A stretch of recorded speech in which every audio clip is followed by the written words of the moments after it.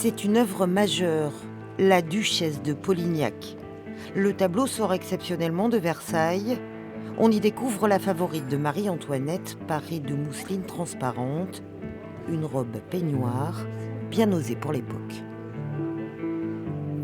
Il est iconique parce que c'est le portrait donc, d'un modèle très célèbre dans un contexte très particulier qui est celui donc, des années 1780 où Marie-Antoinette essaye donc, d'être libre autant que possible et donc de faire son trou à la cour, si j'ose dire.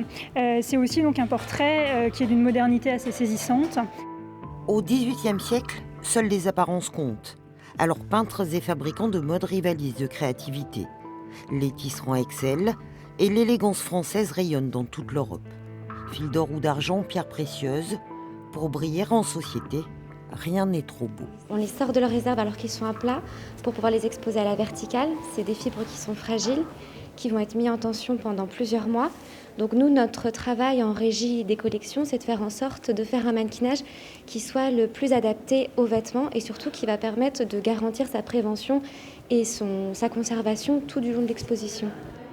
Il y a une évolution du goût au XVIIIe siècle qui est sensationnelle et qui traduit également l'évolution de la perception du corps et de l'évolution de la silhouette. On a une silhouette artificielle avec des dessous structurants dans la première moitié du siècle et puis un corps totalement libre comme il n'a plus été depuis la fin du Moyen-Âge.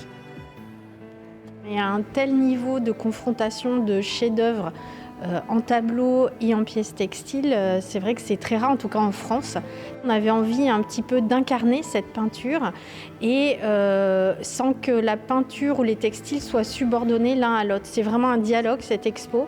200 pièces seront exposées dès le 26 novembre prochain, à découvrir dans une scénographie moderne et franchement stylée.